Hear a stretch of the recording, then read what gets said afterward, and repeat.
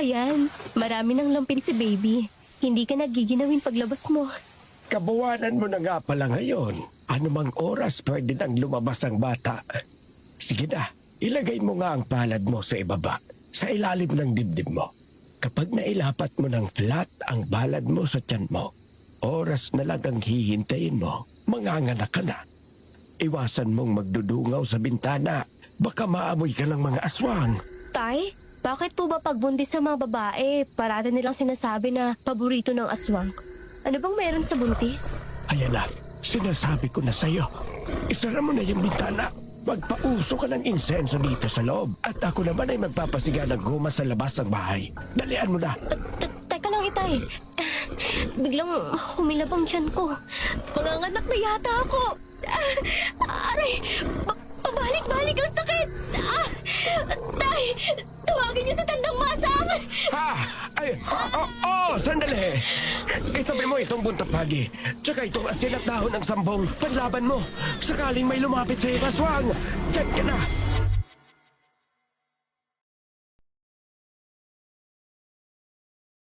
Ang pagtitiwala sa iyong kapwa ay inihahalin tulad sa isang sumpaan ng dalawang damdamin na kahit walang nakakakita, ramdam mo ang pag-asa sa bawat isa.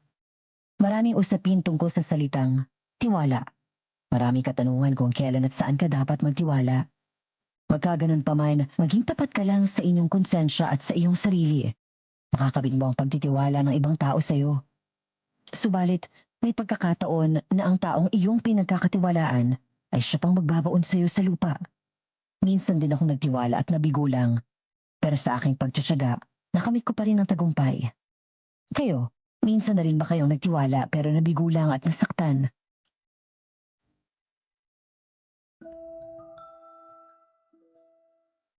Isang magandang araw sa lahat ng mga taga-subaybay ng channel na ito. At salamat sa patuloy ninyong pagtangkilik sa mga magagandang kwentong padala ng mga listeners mula pa sa iba't ibang lugar dito sa Pilipinas. Ako si Melanie, hindi tunay na pangalan, mula sa isla ng Samar. Kung dadalaw ka sa aming lugar bilang turista, dito mo makikita ang mga kakaibang limestone formation sa mga dalampasigan ng Biri Island at ang tanyag na San Juanico Bridge, ang pinakamahabang tulay sa Pilipinas. Ulila na ako sa ina, kaya't kaming dalawa na lamang ni Itay ang nagtutulungan upang mabuhay. Nakapagtapos ako ng college sa tulong ng mga taong naging tuntungan ko upang umangat sa buhay. Bagamat masalimuot ang buhay sa Maynila, lakas loob kong hinarap ito. At dito ko po sisimulan ang aking kwento, mahigit 30 taon na ang nakalilipas.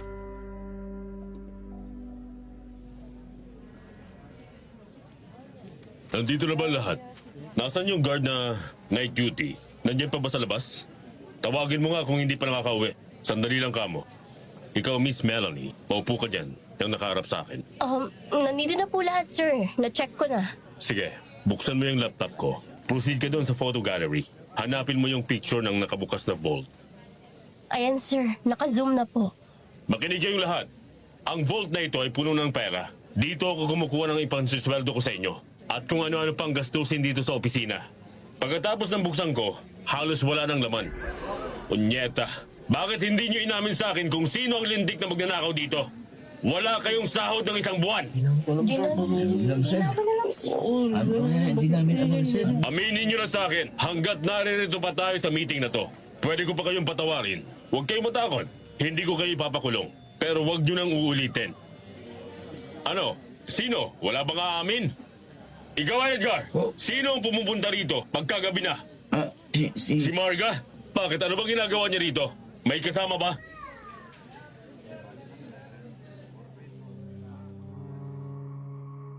Sinabi ng gwardyang night shift duty na madalas pumunta sa opisina si Marga. Kasama nito ang 2 o 3 niyang kaibigan. Sinabi rin ng gwardya na hindi alam kung ano ang kanilang mga ginagawa dahil sa gate siya naka-assign.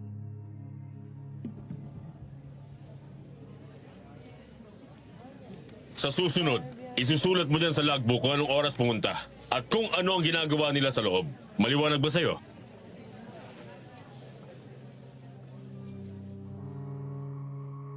Sumang-ayon ng gwardya. Bagamat halatang galit si Sir, marunong siyang magkontrol ng kanyang sarili. Lalo pat nalaman niyang ang kanyang asawa pala ay pumupunta ng opisina ng gabing-gabi na. Bago ang araw na nagmi-meeting siya, Nagawa na niyang mag-inspeksyon sa paligid, pati sa bubungan ng kanyang opisina. Pero wala siyang nakitang may pumasok o may nagtangkang looban siya. Isa pa, walang ibang nakakaalam ng kombinasyon ng kanyang vault kundi silang dalawa lang mag-asawa.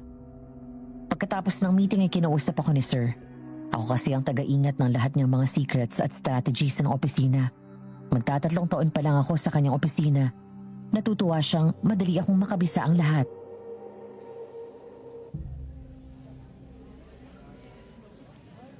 Ano kaya maganda sa palagay mo, Miss Abingosa? Maganda po sa ano, sir. Mag-provide ka ng flash drive. Ilagay mo lahat ng files, pati na yung combination ng vault. Papalitan ko ng access number. Kapag nanakawan pa dyan, ikaw ang sisingilin ko. Sir, matagal na akong nagtiwala sa inyo. Sana ganun ka rin sa akin. Kaya nga, eto lang ang ginagawa ko. Basta lagi ka lang susunod sa pinagagawa ko sa'yo. Pagkakaintindihan tayo. Sige na, gawin mo ng pinag-uutos ko sa'yo. Gawin mo ng madalian. Lahat ng documents and files, ilagay mo lahat. Sa'yo ko ititiwala ang pag-iingat. Yes, sir. How about itong mga assets and liabilities? Datago ko pa ba? I-retain mo para madali mong makita kung magkano pa ang collectibles natin. Siya nga pala, tawagan mo si Ernesto. Titingnan namin yung... teka, ako na lang tatawag. Sige na, gawin mo na yung pinagagawa ko sa'yo. Opo, sir. Hello, Ernesto. Punta ka ngayon sa Cavite. Kukontakin ko si engineer. Kung alin na heavy equipment ang ipapahila nila.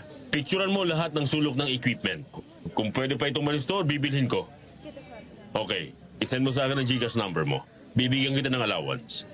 Sige na, isama mo si Budoy para may alalay ka. Okay, bye. Miss Amingosa, Sir? pagkatapos mo dyan, samahan mo ako sa bangko. Magdi-deposit ako ng pera. Gagamitin kong pangalan mo. Dami account. Sir, baka malaman niya ni Ma'am Marga. Awayin ako. Miss Abingosa, wala ka na bang tiwala sa magagawa ko? Alam ko ang ginagawa ko. Ang maitutulong mo lang sa akin, sundin mo lang ang sinasabi ko sa'yo. Nagkakaintindihan ba tayo? Opo, sir.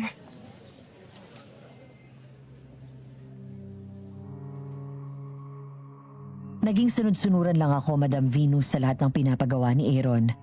Nakaramdam ako ng awa sa kanya nung nawala ang halos mahigit 2 milyon na halaga ng perang nakatago sa vault sa loob ng opisina niya. Kasali ako sa pinagdududahan, pero tigas kong itinanggi ang kanyang pagdududa sa akin. Kilala si Sir Aaron sa buong Pilipinas pagdating sa buy and sell ng mga heavy equipments katulad ng serang pison, wrecker, tractor, harvester at iba pa. Binibili niya ng murang halaga upang ayusin at baguhin ang mga lumang piyesa, pati ang body at saka ibebenta ng milyon ng halaga. Marami siyang pinauupahang apartment. Isang unit ang binigay niya sa akin upang wag na raw akong mangupahan at madali akong makakapag-ipon ng aking gamit. Mabait si Sir Aaron, kaya naman hindi ko magagawang pagnakawan siya. At ito'y taliwas sa ugali ng kanyang asawang si Marga.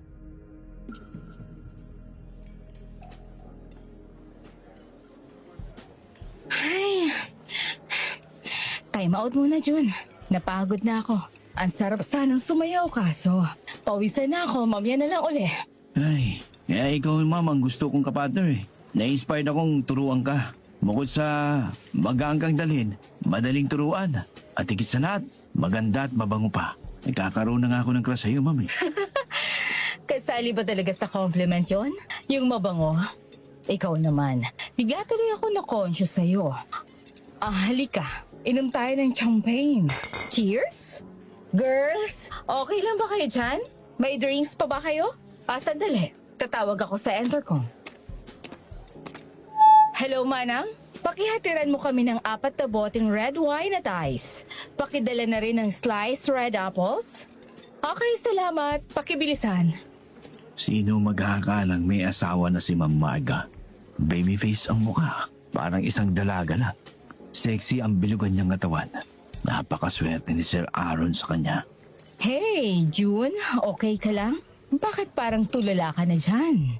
May problema ba? Hoy! Sorry ma'am, hindi ko mapigilan na humanga eh. Sorry po ulit eh.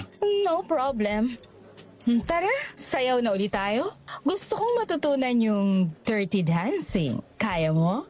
Yes ma'am, tara.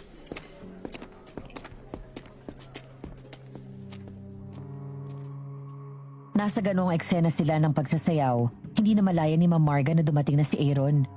Di niya nagustuhan ang nakita niya at tumuloy na ito sa kanilang kwarto. Mahigit 1 oras pa ang lumipas bago si Marga ay pumasok na rin sa kanilang master's bedroom. Laking gulat ni Marga na naroon na pala sa loob ng kanilang kwarto si Aaron.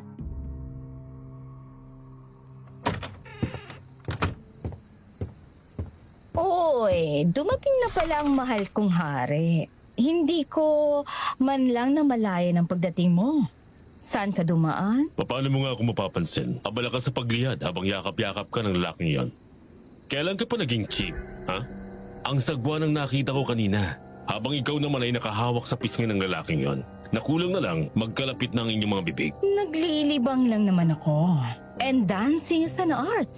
Buti nga, naririto sila sa mansyon. Kaya umalis ako at pumunta kung saan-saan. Bakit hindi ka kasi lumapit kanina? Eh di sana na ipakilala ko sa'yo ang inupahan kong dance instructor. Palibhasa kasi wala kang hilig sa musika. Napaka-killjoy mo. Huwag mo akong gawing tanga. Malga, pwede kang magpaturo ng sayaw na hindi ka hinahawakan. Pwede ka nilang mahawakan sa baywang pero saglit lang. Yung nakita ko kanina, hinahayaan mo lang siya maglaro ang kanyang mga kamay sa parte ng katawan mo. At gustong gusto mo naman. At isa pa, kaya mo namang umupa ng medyo decent at kilalang ballroom dance instructor. Huwag mo naman sana doon sa pipitsugin na natuto lang sumayaw dance instructor na. Sige, minsan ko pang makita ang lalaking yun sa pamamahay ko. Ipakukulong ko siya. Sa salang panghihipo. Tandaan mo yan. Huwag mo na ngang pakialaman ang ginagawa ko. Binabayaran ko siya ng 10,000 kada session. Gusto ko matutong sumayaw dahil ito'y para naman sa'yo. Isa kang kilalang businessman sa buong Pilipinas. So kailangan kong matutong makipagkapwa. Para yun sa'yo. At kaya ka ba kumukuha ng pera ko sa opisina ko? Para dyan sa kapritsyo mo? Hindi ko alam ang sinasabi mo. Huwag mo akong pagbintangan. Hindi ako pumupunta sa opisina mo. May negosyo din akong inaasikaso, kaya wala akong panahon pumunta sa opisina mo. Bakit hindi mo tanungin ang mga trabahador mo? I'm sure meron dyan mga patay gutom na pagnanakawan ka. Oo, tama ka. Hindi ka pumupunta sa opisina ko kapag umaga. Pero sa gabi, kapag wala ng tao, isinasama mo pa ang mga kaibigan mo. Anong ginagawa niyo doon? Hindi tambayan yon. Pwede kang mag-entertain ng bisita only during office hours. Bakit? Bawal ba? Asawa mo ako. Kaya may karapatan ako magpunta ng mga oras na gustuin ko. Bakit kailangan ko pa magpaalam sa'yo? Sino lang ang pinapayagan mong pumasok sa opisina mo?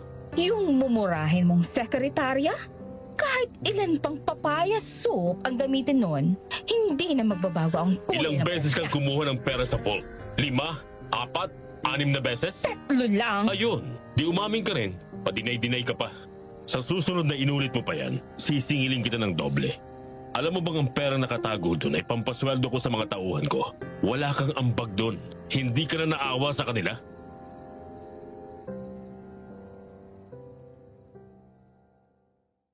Hindi na nakaimik si Marga. Sinabi niya sa kanyang mga amiga na lilimitahan niya muna ang pagpapaparty sa mansyon, pati na si June. Sinabi niyang hindi na muna siya magpapaturo ng sayaw dahil nagsiselos sa kanyang asawa. Napaiyak sa lungkot si Marga. Bihira na niya makikita si June. Pakiramdam niya, parang hinahanap niya ang mga paghahaplos nito ng marahan sa kanyang likod. Ang mga malalagkit na titig nito sa kanyang mga mata habang sumasayaw sila ng salsa. Natuto silang tumakas sa mundo upang masarili nila ang oras. Sa ganitong punto, lalong nagduda sa kanya si Aaron. Sa opisina, sinamahan ako ni Aaron habang tinatapos ko ang mga papeles at mga documents tungkol sa sales at mga bayaran. Nahalata kong parang malungkot ang kanyang muka. Nawari bang may malalim na iniisip? Mag-aalas 10 na noon ang gabi.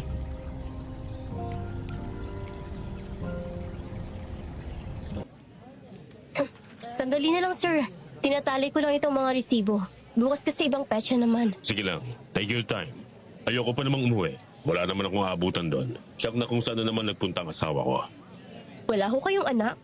Siguro kung may anak kayo, baka stay at home naman ang asawa niyo. Ilang beses na kami nag-try, nasa kanyang pagkukulang. Hindi pa raw siya ready, baka raw mapabayaan niya. Ayaw niya namang kumuha ng yaya at baka ligawan ko raw. Marami siyang sinasabi. Kung minsan naiisip ko, siguro nagpakasal lang siya sa akin dahil sa pera ko. Ni hindi ko naranasan na pagsilbahan niya ako. Nasaan na kaya yung babaeng pinapag-aral ko noon? Pinapag-aral? Sino yon? Natatandaan mo ba? Hindi ko na maalala, parang Ani or Ana yung pangalan niya. Sa dami kasi ng girls na humahabol sa akin noon, ewan ko ba kung bakit napunta ako kay Marga. Ano bang itsura nung Ana? Natatandaan mo ba? Wala na talaga akong matandaan. Pag-graduate niya kasi ng college, wala na akong balita sa kanya. Bakit niyo pa po siya hinahanap? Wala naman, gusto ko lang kumustahin siya. Kung nakapagtrabaho ba siya, kasi kung hindi, pwede siya dito sa akin. Manghihinayang ako kung mapupunta lang siya sa lalaking hindi siya kayang alagaan. Mabait na bata si Ana, maalalahanin. Isa sa mga katangiang hindi ko makita sa asawa ko. Ganun pala. Baka po masyadong busy lang. Paminsan-minsan po aalukin mong lumabas kayo. Hindi rin, kasi palaging nakabuntot sa kanya yung mga kaibigan niyang gutom sa galaan. Di parang hindi nyo rin ma-enjoy ang date nyo. Ikaw, bakit wala ka pang boyfriend? Gusto mo ilakad kita kay Orly? Binata pa yun. Isa sa mga masipag kong tagagawa ng tornilyo. Mataas ang sweldo nun. Wala pa po sa isip ko yan, sir. Hindi naman po problema kung tumanda akong dalaga. Basta meron nang mag-alaga sa itay ko kapag tumanda na siya at mahina na. Kaming dalawa na lang kasi. Wala rin akong kapatid. Ang bait mo naman. Sana tayo na lang ang nagkatagpo at hindi si Marga. Sir?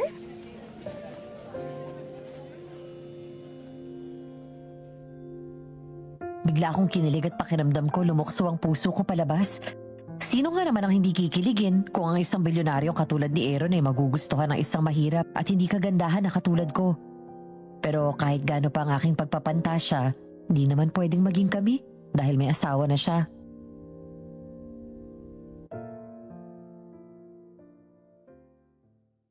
Halos hindi ako nakatulog ng gabing yun. Parang paulit-ulit ko naririnig ang sinabi niya sa akin. Sabi ko sa sarili ko, sana nga, balang araw ay makatagpo rin ako ng katulad ni Sir Aaron. Samantala, lihim na nakikipagtagpo si Marga kay Jude. Isang araw sa isang kwarto sa 30th floor ng isang 5-star hotel, nakipagkita si June kay Marga.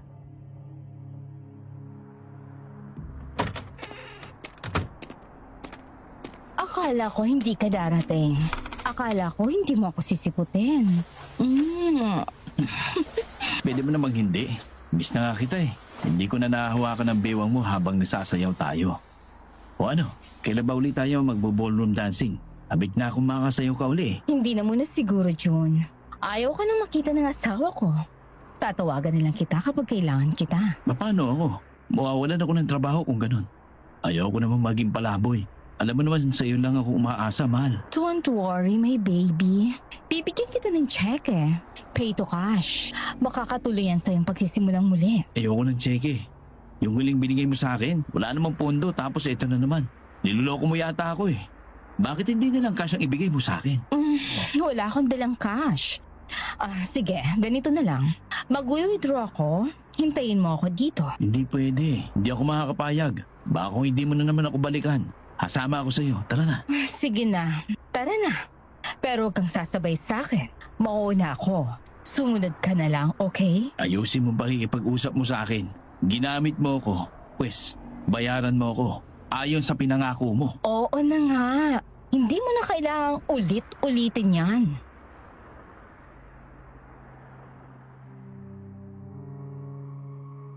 Sa loob ng bangko, sinubukan ni Marga na mag-withdraw mula sa joint account nila ni Aaron, ngunit hinanapan siya ng pirma ng kanyang asawa. Pinagbilinan pala ni Aaron ng bangko na ipaalam muna sa kanya kung maglalabas ng pera ang kanyang asawa. Galit na nagwawala si Marga sa bangko. Pinagsasalitaan niya ang mga empleyado doon. Ipinaliwanag naman sa kanya ng manager na sumusunod lang sila sa bili ni Aaron. Galit na umalis si Marga. Samantala, inis naman sa kahihintay si Jude sa kanya sa isang mamahaling restaurant. Lalo pa itong nainis nung dumating si Marga na walang dalang pera.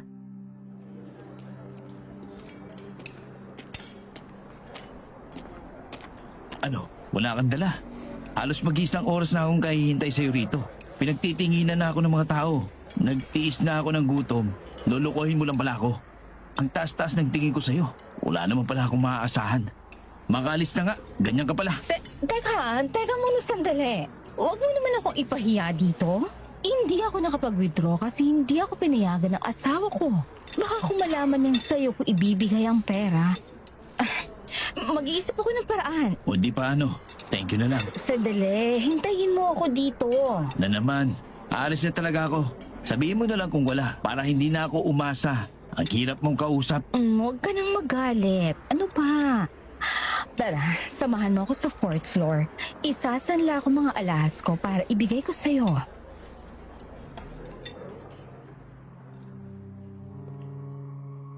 Naisanla ni Marga ang kanyang 2 hikaw na diamond upang ibigay niya lamang sa binata. Naalala niya, baka kung hanapin yun sa kanya ni Aaron dahil regalo ito ng kanyang asawa sa kanya. Samantala sa opisina, unti-unting napapalapit ang loob ni Aaron kay Melanie. Pero sa paraang hindi mahahalata ng mga trabahador nila.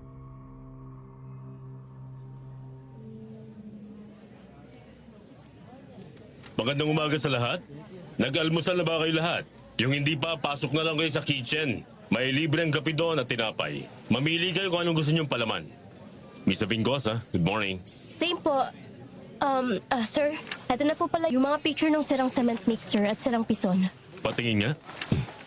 Ang bango ng kanyang buhok.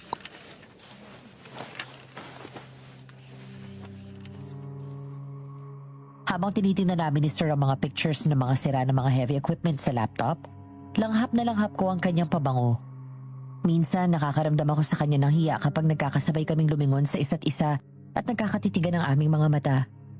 Minsan may pagkakataon na napapaakbay siya sa aking balikat. Hinahayaan ko na lang. Pero minsan na inaalis ko at kapag tinatanong niya ako kung bakit, sinasabi ko na lang na may asawa na siya at ayoko malaman ito ni Ma'am Marga. Isang makahulugang ngiti lang ang sinasagot niya sa akin.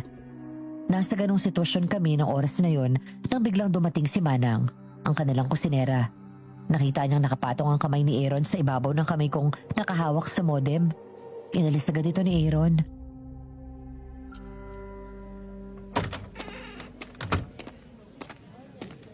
Sige Manang, pakilapagdala sa mesa. Maraming salamat. Kayo rin ho, magmerienda na rin kayo sa ibaba. Wow naman! Yung paborito kong burger overload. Salamat po, Sir Aaron. Lalo akong gaganahang magtrabaho nito. Dapat lang, Miss Vingosa. Dinagsa tayo ng buyer ng harvester. May pa-order na ako ng 15, parting Ilocanja at Bicolanja. Gusto kong makarating ng Ilocos. Gusto kong makitang personal yung mga naglalakihang windmill na source nila ng electricity. Talagang isasama kita doon. Kasi alam mo, mula nang naging empleyado kita, naging maganda ang aking negosyo. Siguro, swerte ka para sa aking negosyo. Salamat po, sir, sa pagtitiwala mo. Sir, parating na si Ma'am Marga. Bakit siya dito sa opisina? Kita ko sa monitor. Aba, himala. Ano kayang kailangan ito? Hello, mahal kong hubby.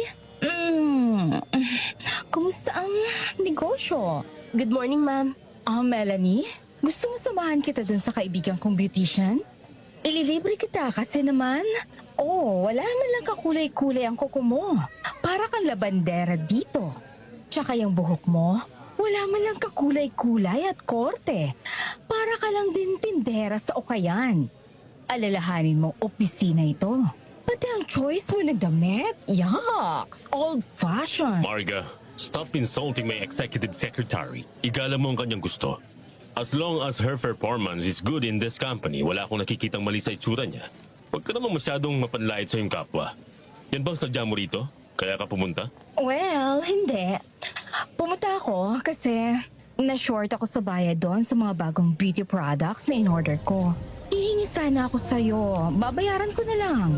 Para naman kasing sa ibang bahay ako nakatira. Araw-araw naman tayo nagkikita, di ba? Marga, pwede ba? Magbago ka na. I'm sure panibagong kasinungalingan na naman yan. Kilala kita, Marga. Masyado kang maluwag sa pera sa kukunting income na pumapasok sa'yo. Mas malaki pang ginagastos mo. Ilang ulit na ba kitang binigyan ng puhunan mo? Wala naman nangyayari. Ayaw mo naman akong alalayan dito sa negosyo ko. Ew. Aaron, darling. Alam mo may allergy ako sa dust. Hindi ko carry ang maglanghap na alikabok galing sa mga binamasilyang mga bakal. Pati nagkalat na asayte sa semento na humalo sa alikabok. Pati ang amoy ng paint thinner at pinta. Talagang ayoko. Tigilan mo na ako, Marga. Ayaw mong pumupunta rito pero pag wala ng mga tao rito, saka ka naman naririto. Ay, nako. Magkano na naman bang kailangan mo? Halika, sasamahan na kita sa bangko. Mr. Bingosa, ikaw na munang bahala rito, ha? Sasaglit lang kami sa bangko. Yes, sir. Sige po. Hurry up, darling. Baka kung biglang dumating yung in-order kong package. Tara na. Aba, may nahulog sa purse ni Ma'am Marga. Ibibigay ko na lang to sa kanya pagbalik nila. Mga gamot pa lang laman ito. Pero wala namang nakapangalan kung anong klaseng gamot. Meron pa mga nasa vial na maliliit. Panay mga walang pangalan. Anong klaseng gamot kaya ito?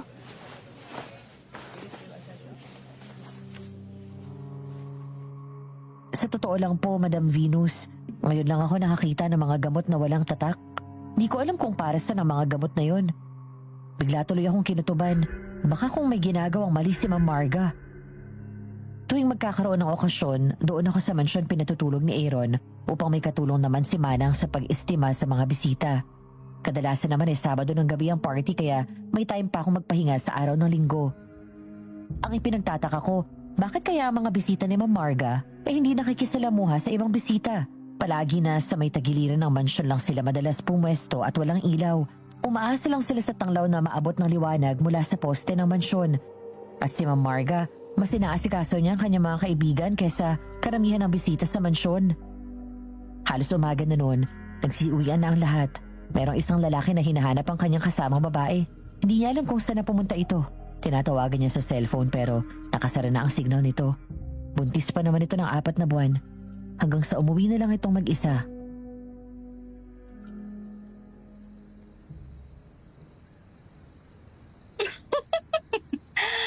Mga hangal, bakit ba may mga taong tanga? Walang kaalam-alam sa mundo. Babarga, ipagtitimpla po ba kita ng kape? May bibig ako. Tatawag na lamang ako kung kailangan ko, okay? Sige na, umalis ka na. Storbo ka. Masayang masaya lang ako, pero gusto kong mapag-isa. Opo. Excuse me, Manang. Saan po ba itatapon itong mga papakain sa baboy? Ilabas mo lang. Bukas nilang aayusin yan. May hardinero naman sila. Dito lang tayo maglilinis sa loob ng mansyon. Sige po. Ha? Ano kaya yung nasa sapatos ni Ma'am Marga? Parang dugo? Ay naku po, saan ba siya nagpunta at may dugo ang kanyang sapatos? Alam niya kaya ito? Titingnan ko sa sahig. Hahanapin ko ang bakas. Walang bakas dito sa sahig, pero may kunting guhit ng putik parang papalabas. Oo nga, papunta sa likod ng bahay. Hindi na ako pupunta doon. Madilim na madilim pa. Babalik na lamang ako sa loob. Ha? Wala na si Ma'am Marga? Kanina, nakahiga lang siya sa sofa. Bigla na lamang siyang nawala. Pero wala siyang bakas na nadumihan man lang ang sahig. Pero kitang-kita ko, nakahiga pa lang siya rito. Anong hinahanap mo, Melanie? Bakit kanina ka pa ikot ng ikot dyan? Akala mo siguro wala nakakakita sa'yo, ano? May plano kang magnakaw?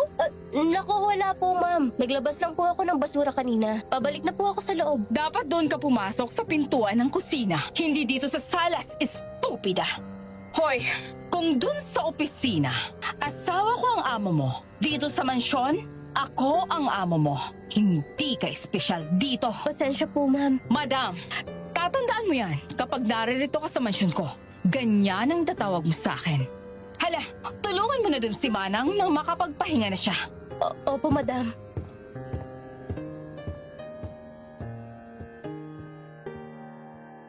Napahiya ako sa sarili ko, Madam Venus. Hindi ko akalain na ganun ang sasabihin sa akin ni Ma'am Marga. Ang tingin niya pala sa akin ay isang oportunistang magnanakaw. Pero may napansin ako sa asal ni Ma'am. Kapag nasa labas siya, magiliw siya makipag-usap kahit sa akin. Pero kapag nasa kanilang mansyon, busabos ang tingin niya sa akin. Napansin ko rin na kakaiba ang kanyang kilos. Mailap ang kanyang mga tingin na para bang iniiwas niya sa akin ang kanyang mga mata.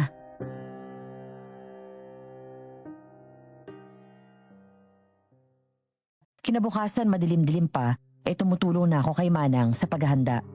Babalik na rin kasi ako ng apartment. Biglang nasilip ko sa bintana ng kusina si Ma'am Marga. Madilim pa ang likod bahay ng mansyon dahil sa may mga kahoy na nakalilim pa dito. Nakita kong abala siya sa pagtabo ng lupa sa kung anong nakalibing doon. Doon ay sinita ako ni Manang.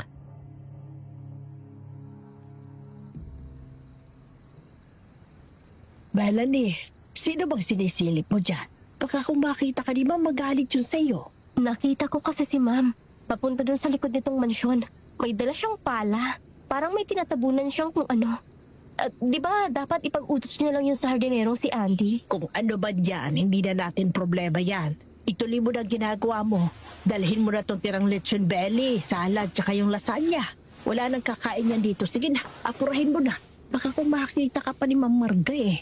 Salamat po. Maliligo lang ako. Sige na. Huwag mo na lang pansinin kung anong makikita mo. At huwag ka na rin magtatanong sa kanya ha. Kunwari wala kang nakita. Opo, Manang.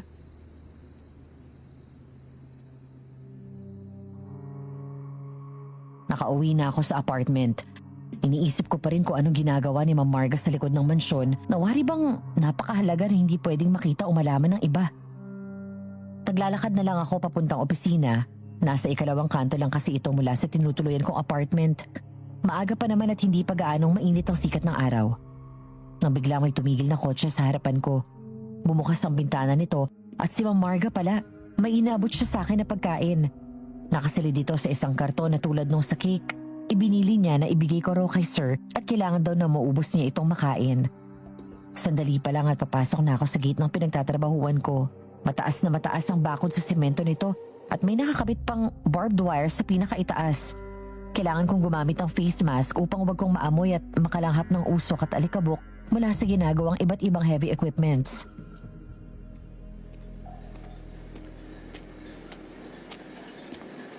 Hello po, Mang Tino, Brian, Morning po. Lolo Elmer, Mang Joe, nagkape na pa kayo? Kung hindi pa, sabihin nyo na lang kay Manang Esther dyan sa kusina, ha? Sige po, aakyat na po ako sa office.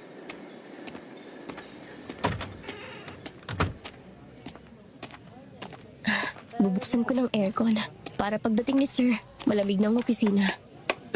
Ayan, nararamdaman ko ng unti-unting paglamig ng paligid. Oh. Hello po, Sir Aaron? Good morning. Good morning, my dear. Pagdating mo mamaya sa office, pakigawa mo ako ng 2 sales invoice, ha? Actually, sir, kararating ko lang dito sa opisina. Really? Wow! Ganyan ang gusto kong mga empleyado. May malasakit sa kanyang trabaho. Ano, nag-almusal ka na ba? Anong gusto mo, ibibili kita? Naku, nakakahiya naman sa'yo, sir. Pero sige na nga. Pancake na lang po yung may butter at honey sa ibabaw. Sure. Sige, gawin mo na. Dadaanan ko mamaya.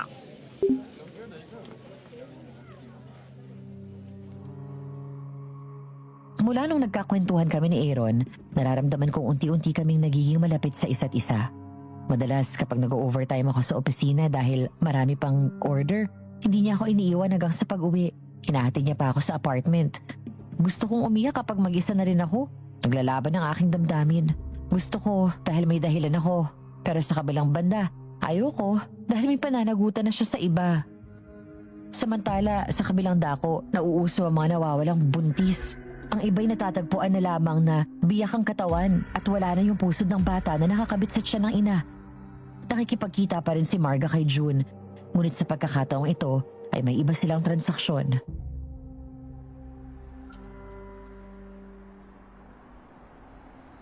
Nasaan dala mo? Patingin niya. Nasa loob ng N300. Nasa loob ng malaking Durabox. Ano? Baka kung patay na yan. Hindi kita babayaran, sinasabi ko sa'yo. Huwag kang mag-alala. Kailanman hindi pa ako napahiya sa'yo. Buhay pa yan. Inaksakan ko lang ng pampatulog. Aber, patingin nga. Ilapit mo sa may pintuan ng sasakyan mo para makita ko. Oh, ayan. Nakita mo na. Sige, ilipat mo na doon sa likod ng sasakyan ko. Sumunod ka agad sa mansyon. Doon na kita babayaran. Hindi pwede. Pagpapakarga pa ako ng gasolina. Pa kung hindi na ako makarating dun. O sige na. Kalahati mo na ibibigay ko sa'yo. Ang kalahati, doon na lang sa mansyon. Akin na. Umuwi ka na at baka kumagising pa yan.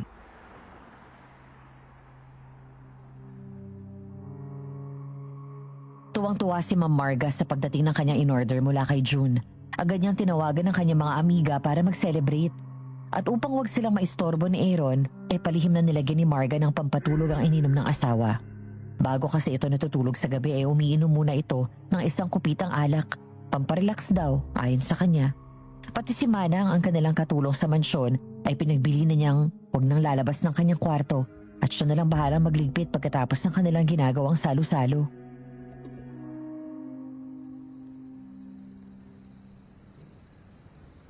Alay natin sa kanya ang pasasalamat na ito. Ngayong gabi ay muling mag-aalay ng sakripisyo. Kaming iyong mga lingkod, sabay-sabay nating inumin ang tagumpay. Cheers! At ngayon, ang pinakamasayang parte ng ating pagtitipon ngayong gabi. paghati-hatian natin ang dumating na biyaya. May mga dala ba kayong mga lalagyan nyo? Okay, share na. Pagkatapos ng hati-hatian, ay uwian na. Huwag na kayong magtatagal dito at baka kung biglang magising ang asawa ko, wala akong may papaliwanag sa kanya. Salamat. Kailan naman mauulit ito, madam? Maghintay na lang kayo ng ghost signal ko. Pero next time, dagdagan nyo naman ng konti ang bayad nyo. Ako yata ang nadidihado, samantalang pare-pareho naman tayong nakikinabang. Ako pang naghahanap. Ngayon, kung di okay sa inyo, pwede namang huwag ko na kayong bigyan. Madam, hindi kami papayag na susuluhin mo ang biyaya. Sige na, payag na kaming magdagdag ng bayad.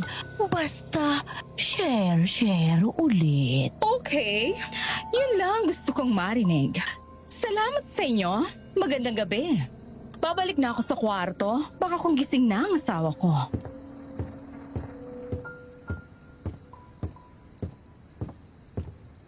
Manang, maaga ka maglinis bukas sa likod bahay, ha?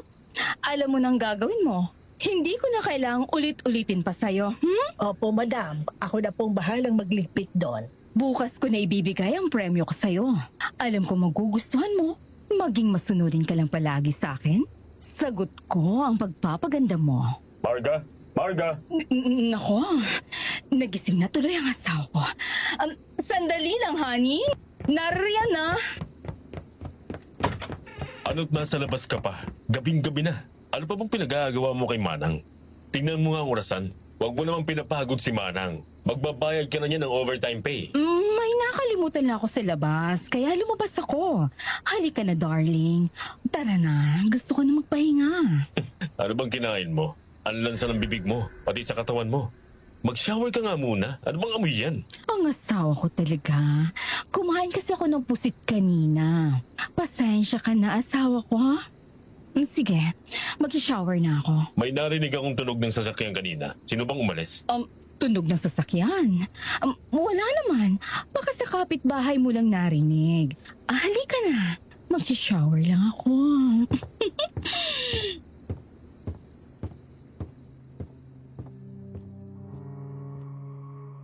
Walang kaalam-alam si Aaron na may mga gabi na nagkakaipon-ipon ang mga kaibigan ni Marga sa likod ng mansyon at may ginagawa silang salo-salo. Tanging si Manang lamang ang nakakaalam ng mga nangyayari sa mansyon. Balita naman sa ilang radyo at TV station ang misteryosong paglaho ng mga babaeng buntis. Ayon sa balita, may mga sasakyan na nag-o-offer sa buntis ng ibibili ng grocery items. Pero kapag sumama na ito sa kanila, hindi na nakakabalik. Hindi rin matukoy kung saan dinadala ang mga buntis na babae dahil wala namang naire-report na may nakuhang bangkay sa kung saang lugar. Samantala, ilang araw ko nang nahalata na nananamlay si Aaron minsan. Niyaya ko nitong mamasyal sa Tagaytay. Doon nagbukas siya ng kalooban sa akin.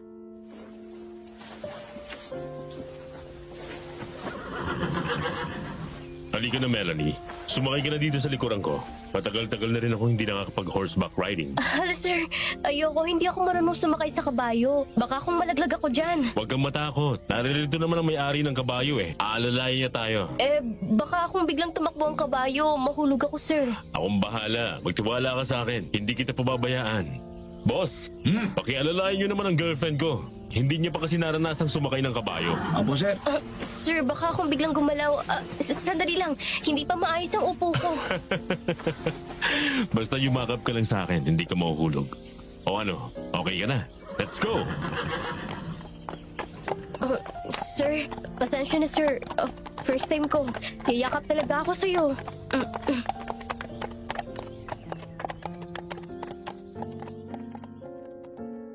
Nahihiyaman ako ng oras na yon pero talagang inalis ko na ang hiya ko. Mahigpit ang pagkakayakap ko kay Aaron habang nasa likuran niya akong nakasakay sa kabayo. Bigla naramdaman ko na lang na marahan niyang ipinatong ang kanyang kaliwang kamay sa kanang kamay kong nakayakap sa tiyan niya at pinisil-pisil pa ito. Mahigit 1 oras din kaming nakasakay sa kabayo.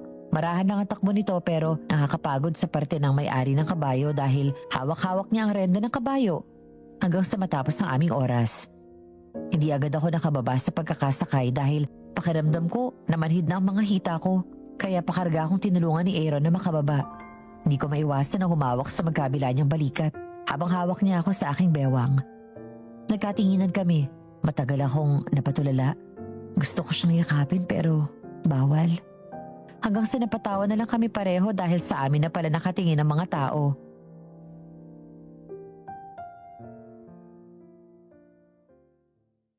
Sa kabilang dako sinita ni June si Marga dahil sa kulang ang bayad na binigay nito kapalit ang kanyang serbisyo.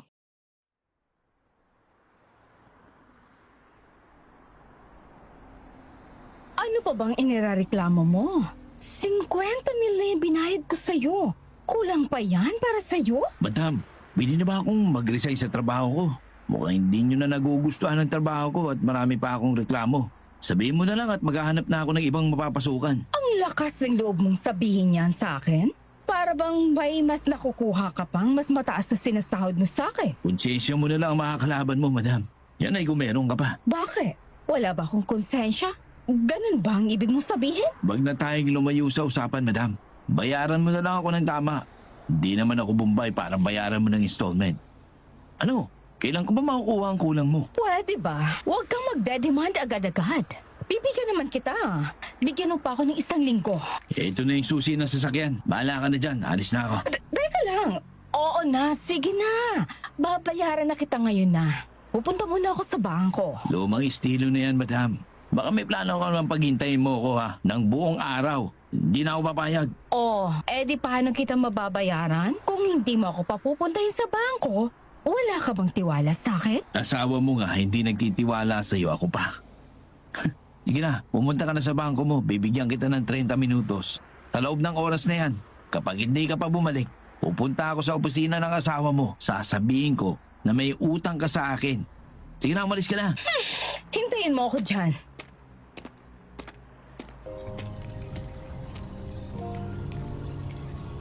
Napilitan si Marga na bayaran si June ang balas niyang 25 mil. Sa hirap ng ipinapagawa sa kanya ni Marga, sapat lang na sulit ang ibabayad nito sa binata. Samantala nahahalata ni Melanie ang biglang pananamlay ni Aaron. Marahan niyang dinampian ang kanyang palad ang noon ni Aaron kung may lagnat ito. Ngunit kinuha lamang ni Aaron ng kanyang kamay at marahang hinalikan ito. Sabay sa higpit ng pagkakahawak sa isa't isa ng kanilang mga kamao, hindi pumayag si Melanie na hindi sila sumaglit sa isang private clinic na nadaanan nila. Nagpa-check up si Aaron. Negative ang lahat ng resulta. Nasa loob na sila ng sasakyan nang biglang tumawag kay Melanie ang kanyang ama.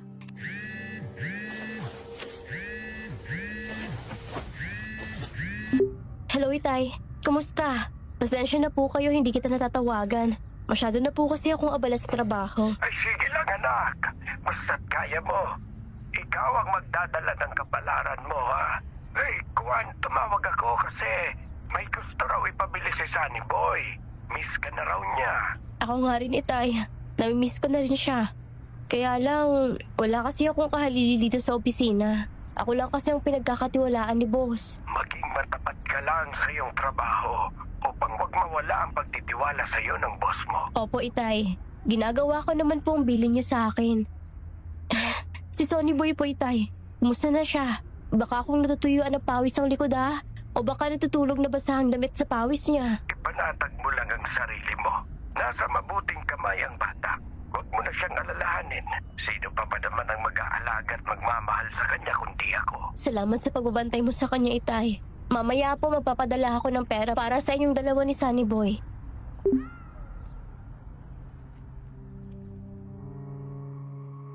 Bigla akong napaluha, Madam Venus.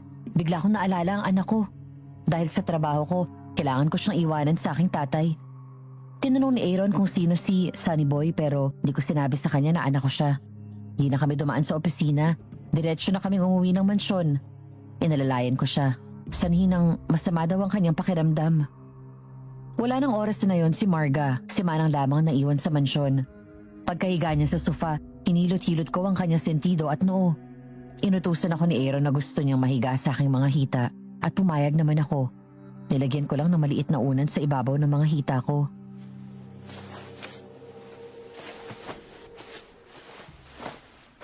Oh, ang sarap ng mga hilot mo, Melanie. Nakaka-relax. Iliin mo pa ng konti sa may bumbunan. Marunong ka pala manghilot? Natutuhan ko lamang ito sa mga magulang ko. Kapwa kasi silang mga manghihilot. Aba, wow! Ang ganda ng tanawing nakikita ko. Parang yung love team sa pelikula. Ang galing! Magandang hapon po, madam. Nagpapahilot lang po si sir. Oo, alam ko. Nakikita ko, hindi ako bulag. Pero ang alam kong trabaho mo sa negosyo ng asawa ko, isang sekretarya lamang at hindi isang physical therapist. Kaya wala kang karapatang magpahiga sa asawa ko dyan sa mga hita mo. Cheap oportunista. Sa bagay, nasa itsura mo naman talaga. Mawalang galang na po, madam. Huwag niyo po sanang bigyan ng ibang kahulugan ang nakita niyo. May dinaramdam ang asawa niyo. Masama ang kanyang pakiramdam. Karapatan ko pong alagaan ang taong nagbibigay ng sweldo sa akin upang mabuhay kami ng marangal. Sa marangal ding paraan, karapatan ko pong alagaan ang taong nagiging dahilan upang marami pa siyang taong natutulungan. Hindi naman po siguro masama ang ginawa ko. Kayo lang po, madam, ang may masamang mata. Hoy, pipitsugin at hampas lupang sekretarya. Huwag mo akong sinasagot-sagot ng ganyan. Lumabas ka na. Basura ka lang. Stop it, Marga! Wala kang karapatang bastusin ng sekretarya ko. Pag-usap tayo mamaya. Manang, pakiabangan mo sa labas yung grab taxi na tinawagan ko. Pakihatid mo na si Melanie sa labas. Siyang susunduin ng grab taxi. Opo, Sir Aaron. Sige na, Miss Bengosa. Salamat sa paghilot. Oh, etong 1,000. Ibayad mo na lang sa taxi. Opo, sir. Magpagaling po kayo. Magpagaling po kayo. Hindi ko na gusto ng inasan mo kanina sa sekretarya ko. Masyado mo siyang binastos. Hindi bagay sa estado ng buhay mo, pati na sa itsura mo. Nakakaya ka, Marga. Hindi mo dapat pinatulan ng dalaga. Ano? At kinampihan mo pa ang babaeng yon? Siguro kabit mo siya, no? Kung makahiga ka sa kandungan niya, kampanting-kampante ka. Dito pa talaga mismo sa bahay ko kayo nagpapakiramdaman? Hindi ka Bakit nahiya? ako? May narinig ka ba sa akin? Nung minsan nayakap-yakap ka ng dance instructor mo at ikaw naman, todo haplos ka pa sa kanyang muka?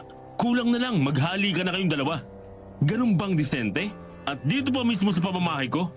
Huwag kang magmalinis, Marga. Marunong akong tumingin sa dapat yung pagtiwalaan kaysa sa hindi dapat. Ang sakit na naman ang ulo ko. Kukuha ako ng gamot. Sandali lang. Huwag na. Manang! Wag na. Uminom na ako ng gamot kanina. Inasikaso na ako ng sekretarya kong hampas lupa. Excuse me, magpapahingo muna ako sa taas, sa kwarto. Wala muna mag-iistorbo sa akin, lalo ka na. Malaman ko lang na totoo ang kutob ko na may relasyon kayong dalawa. Pagsisisihan niyo ang ginagawa niyo.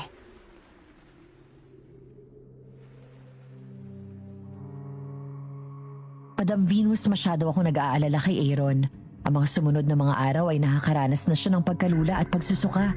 Hindi na niya mapuntahan ang ibang dapat na bisitahin. Ako na lahat ang naiiwang mag-isa sa opisina. Minsan, kailangan kong pumunta ng mansyon dahil kailangan niyang pirmahan ng mga papeles, lalo na ang pagdeposito sa bangko. Habang si Marga ay abala sa kanyang pagpapaganda. Minsan, pumunta ako sa mansyon para magpapirma. Habang hinihintay ko siyang matapos sa kanyang paligo, natuon ang aking pansin sa isang maliit na ref sa may gawing kusina.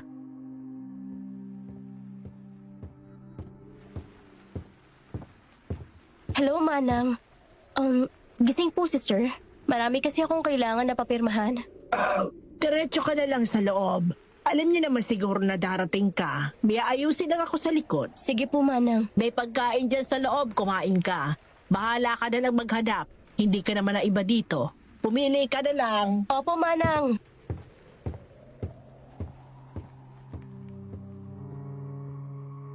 Dumiretso na ako sa loob ng mansyon. Naramdaman kong kumakalam na talaga ang sikmura ko kaya hindi ako nahiyang pumunta ng kusina at maghanap ng pagkain. Sarap na sarap ako sa liver steak at adobong atay. Buti na lang wala nun si Marga kaya malaya akong nakakain. Naghanap sana ako ng maiinom nang bigla akong makita ang isang maliit na ref at unti-unti ko itong nilapitan.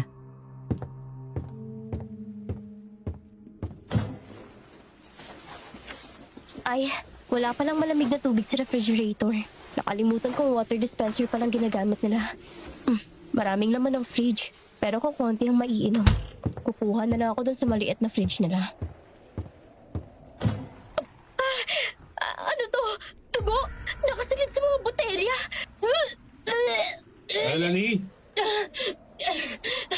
Sir, Anong nangyari? Sorry po, sir. Nabigla lang po siguro ako. Napakainit kasi sa labas at pagpasok ko rito, aircon. Ikukuha kita ng maligamgam na tubig. Himasin ko likod mo para maibsan ang nararamdaman mo. Sir, ako na lang po. Kayo ang may mas nararamdam. Okay na po ako, sir. Akin ang mga papeles na pipirmahan ko. Ikaw lang ang binibigyan ko ng karapatang magpatakbo ng negosyo ko. Huwag mo nang ilalagay sa vault ang lahat ng perang pampasweldo natin sa mga tauhan ko.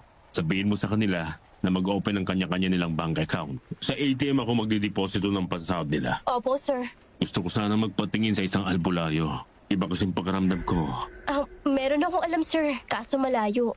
Ang tatay ko kasi, sir, marunong din yung magtawas. Puntaan natin. Sa susunod na araw, mag-aeroplano tayo. Gusto ko malaman kung anong dahilan ng aking panghihina.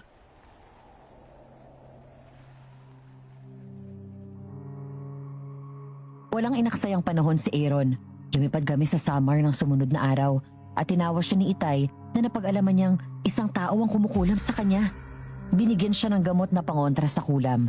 Sinabi sa kanya ni Itay na talasan ang pakiramdam sa mga taong nakakasalamuha niya dahil isa rito ay nagtatangka sa kanyang buhay. Doon niya lang din nalaman na may anak ako sa pagkadalaga. Naawa siya sa bata habang mahigpit ang pagkakayakap sa akin ni Sunny Boy. Biniro pa niya ang bata na siya na lang daw ang tawagin nitong daddy. Parang kinurot ang puso ko noon, Madam Venus, kung alam lang sana nila ang katotohanan. Lalo lang ako napaluha nang paalis na kami. Mahigpit ang pagkakayakap ni Sunny Boy kay Aaron, ang lalaking nagkaroon na ng puwang sa aking puso. Ngunit kailanman ay hindi magiging akin.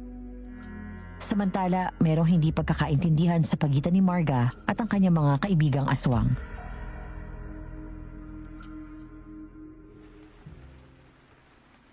Funny, mauna ka nang umuwi pagkatapos mo maglinis lahat yan. Pati yung CR, kailangan mabango. Oh, etong 500, pamasahe mo. Yes, ma'am. Another day's over. Mahina ang pasok sa parlor ko. Pero marami ang bumili ng tinda. Hello? May tao pa ba? Hey, halika pumasok ka. Nag-e-inventory na lang ako. Papauwi na rin ako. Please take your seat, amiga. Ano bang atin? Well, may ipapakiusap lang sana ako sa iyo. Sana next time, dagdagan mo naman ako ng share ko sa biyayang pinaghahati-hatian natin. So, nagre-reklamo ka? Ano fair naman, di ba? Pare-parehas lang ang lalagyan natin pero sa iyo punong-puno. Samantalang kami, 1 inch pa bago mapuno. Sa palagay mo kaya, tama yung ginagawa mo? Nagbibigay naman kami ng bayad sa iyo. Hindi mo kasi nakikita kung gaanong pagod ko. Makakuha lang ng kakailanganin natin. Alam mo ba, kailangan ko pang mag-hire ng kidnapper para maghanap? Sa akin ang gasolina, sa akin pang sasakyan pati driver. Ikaw, ano ang ambag mo? Sa bandang huli, sa akin pang basura? Para walang bakas na maiiwan? Natural lang siguro na regaluhan ko naman ang sarili ko. Yun lang ang tamang paraan para tuloy-tuloy ang negosyong to. Oh, ay, sandali. Nagkaroon ako ng ideya ngayon. Ano kaya kung sa akin mo na lang ibigay ang itatapon mong basura? Laman dyan din yan. At isa pa, ibig ko lang ipaalala sa iyo, Marga. Kung ano man ang tagumpay na tinatamasa mo ngayon dahil in demand ang tinda mong pampaganda at pampabata, yan ay utang na loob mo pa rin sa akin. Ideya ko lahat ito na ibinigay ko sa iyo. Kaya't huwag kang maging maramot dahil ang tagumpay mo sa akin nanggagaling. Pinayaran kita.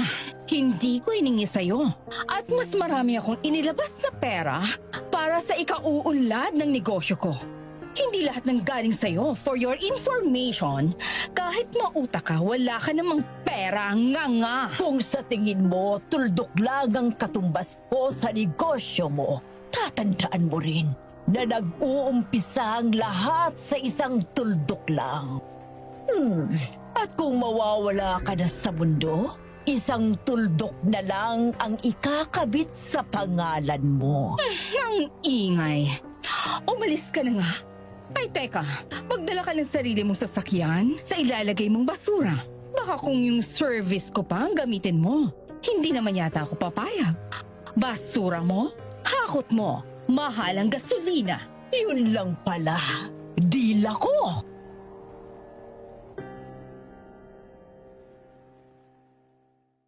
Madam Venus, wala akong kaalam-alam kung anong klaseng basura ang tinutukoy ng kaibigan ni Marga. Basta ang alam ko nung minsang nagkaroon sila ng salo-salo sa mansyon, isang malaking garbage bag na itim ang pinagtulong-tulungan nilang ibaon sa likod ng chapel. Malakas ang kutob kong may ginagawa silang hindi maganda. Mula sa Samar, pagdating namin sa Maynila, nagtuloy kami sa opisina ni Aaron. Doon ay nagpahinga siya ng konti, tinignan ang standing ng sales at collectibles namin. At sa kanya ako kinausap.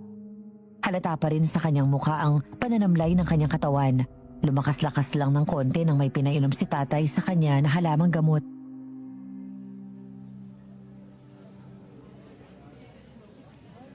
Melanie, Sir? ngayon ko lang nalaman na may anak ka pala sa pagkadalaga sa boyfriend mo. Nasaan na siya ngayon? Sir, hindi ko na ho iniisip ang ama niya. Basta maayos lang ang anak ko at mapagtapos ko siya ng kanyang pag-aaral. Ilang taon na ba si Sunny Boy? Gusto mo ako lang sumuporta sa kanyang pag-aaral? Kayo po bahala, sir. Grade 1 pa lang naman po siya ngayon. Melanie, makinig ka. Iiwanan ko muna sa iyo ang pamamahala ng opisina habang wala ako. Saan ho kayo pupunta, sir? May koneksyon ito sa aking negosyo. Sa Amerika. Kasama niyo asawa mo? May iwan siya rito. Ni minsan, sa ngalan ng aking negosyo, ayaw niya ako samahan. Mas gusto niyang kasama ang mga kaibigan niya. Maglilibot sila sa buong mundo. Nililibre niya. Kaya wala akong tiwala sa kanya. Baka kung pagbalik ko, wala na akong negosyo.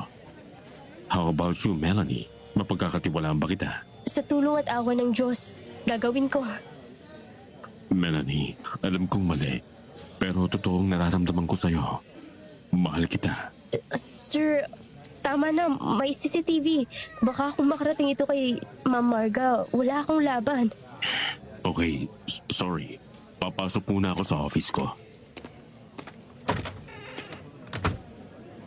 Patawarin mo ako, Aaron.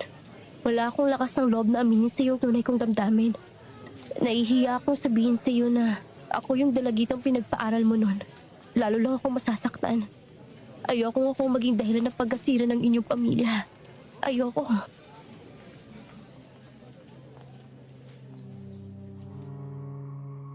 Lihim akong natuwa, Madam Venus, nang magkita sa di inaasahang pagkakataon si Aaron at ang anak ko si Sunny Boy.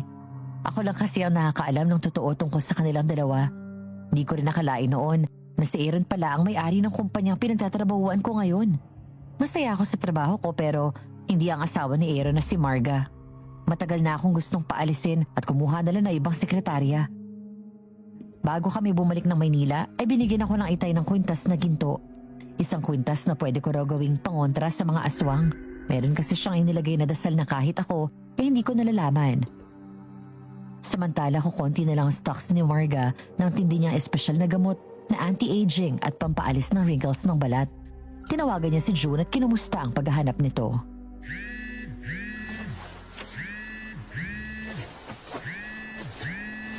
Hello, my darling. Kumusta ang paghahanap mo? Nakailan ka na ba? Pasensya na, madam. Wala ako ba ang timingan na lumalakad na nag-iisa lang? Karamihan, may mga kasama. Hindi ko makidnap. Baka magsumbong ang kasama. Lagot tayo dyan, madam. Hoy, padalahin mo naman ang utak mo. Bakit ka maghahanap sa kalsada? Maraming makakakita sa'yo, tanga ka ba? Pumunta ka ng maternity clinic o ospital kaya? Magpanggap kang kamag-anak kapag nag-iisa lang siya at gusto mo siya ihatid. O kaya magpanggap kang asawa mo ang kaklase niya. Ilibre mo, kunin mo ang kanyang simpatya. Oo, madam.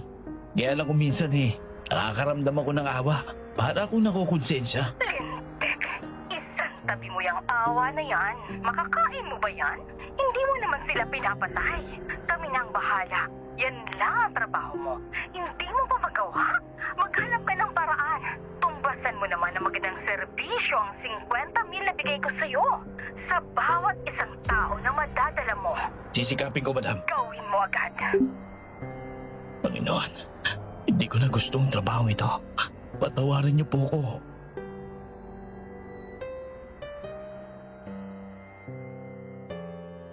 May pagsisisimang naramdaman si June. Ngunit pikit mata niya pa rin sinunod ang utos ni Marga. Pinuntahan niya ang mga maternity hospitals, lying in clinic. Swerteng nakakumbinsi siya ng isa, 20 anyos at nabuntis pala siya ng kanyang tsuhin.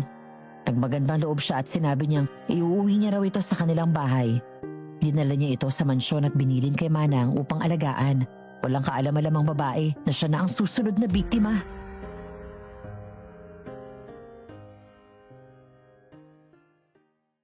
Samantala kinontak naman ni Marga ang kanyang mga kaibigang aswang upang mabigyan ng karagdagang abiso upang mapadali at maparami ang produksyon ng kanilang paninda.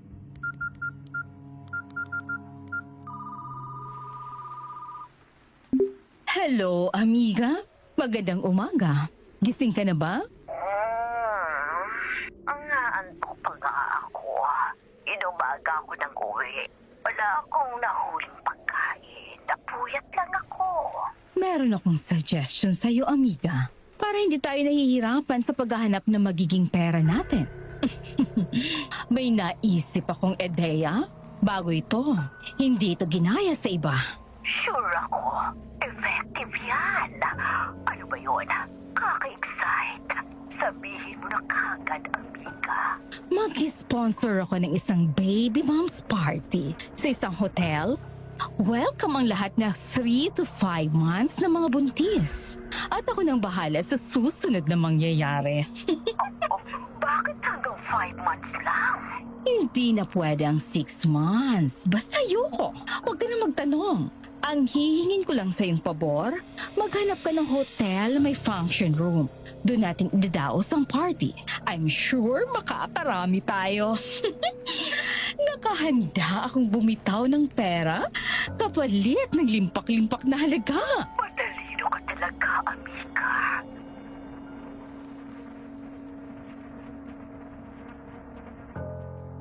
Naisagawa ang party na pinlano ni Marga.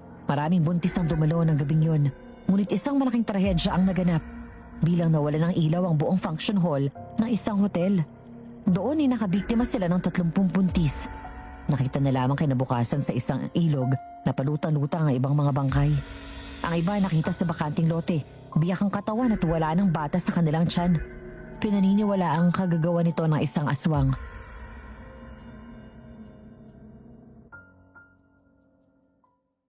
Nilagaluhan ako ni Aaron ng second-hand na sasakyan.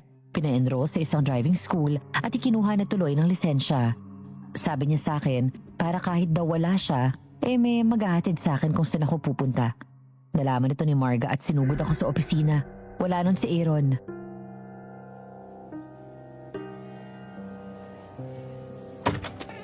Kaninong sasakyan ang nasa loob ng gate? Hindi makapasok ang sasakyan ko. Sa akin po, wait lang at ipapaayos ko kay Lolo Elmer yung pagkakapark. Binili mo o hinuthut mo sa asawa? Ikaw? Makakabili ng sasakyan? Imposible! Excuse me, Mrs. Angeles. Opisina po ito kung saan negosyo ang pinag-uusapan. Hindi ho ako nag-entertain ng pag-aaway. Kung gusto niyo po na may kaaway, hanap na lang po kayo sa labas. Kung binili ko man o hindi ang sasakyan ko, wala na kayong pakialam doon. Ang importante, hindi mo pera ang pinambili ko. Wala ka ng galang sa akin ngayon. Baka nakakalimutan mong ako ang asawa na may-ari ng kumpanyang ito. Madam pa rin ang itatawag mo. Mrs. Angeles, di ba? Nag-usap na tayo tungkol dyan. Ang sabi mo sa akin, kapag nasa mansyon ka, ay madam ang itatawag ko sa'yo. Well, for your information, dito sa opisina, I am appointed as the officer in charge in the absence of the manager. So siguro, dapat tatawagin mo akong ma'am. Okay ba yun sa'yo, Marga? Hayop ka! Sasampalin kita! Akala mo sa sarili mo kung sino ka na? Maldita kang pangit! Hindi ka bagay sa posisyong ito! Subukan mong saktan ako at lalaban ako. Nananahimik ako rito, ginugulo mo. Kung may problema ka sa akin, huwag dito sa opisina. Umalis ka na, madam, pakiusap.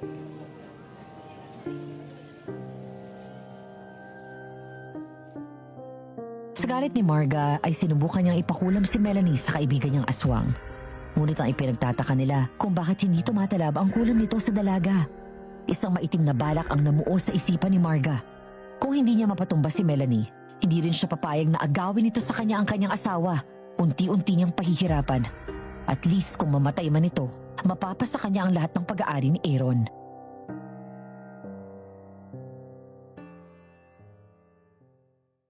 Samantala Samantala sa mansyon, inalagaan muna ang buntis na isinama ni June. Pinakain nito ng masarap at may vitamins pa. Pero dumating din ang oras na ito'y papatayin lang pala. Tinawagan ni Marga ang kanyang mga kaibigan ng gabing yun.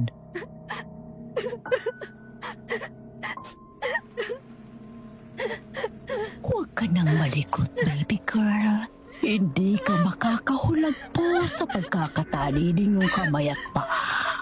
Huwag kang mag-alala. Lahat tayo darating sa ganitong sitwasyon. Uunahin lang kita.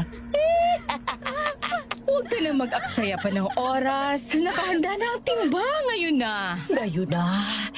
Eto na. Ayan. Bumubuhos ng sariwang dugo. Ang sarap.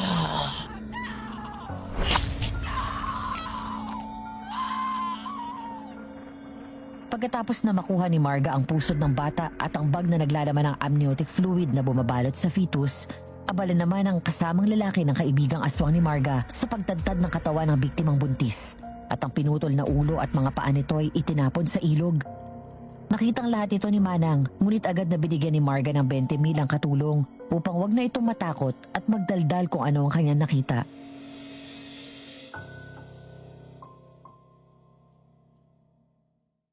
Sa opisina, pumapasok na naka-face mask si Aaron dahil sa lumalala ang kanyang nararamdaman. Minsan biglang nanikip ang kanyang dibdib pero wala namang makitang impeksyon ng mga doktor. Kaya pili na lang muna ang kinakain niya upang makaiwas sa mga allergies na posibleng sa nakakain niya. Alagang-alaga naman siya ni Melanie. Ipinagluto siya nito ng natural na lugaw na walang mantika at may sahog na tanglad o lemongrass.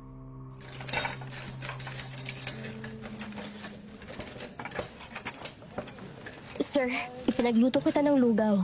Sabi kasi ng doktor, huwag muna kayong kakain ng may mantika at sobrang tamis at sobrang alat para makita agad sa laboratory ang resulta. Sige, susundin kita. Nagtitiwala ako sa kakayahan mo.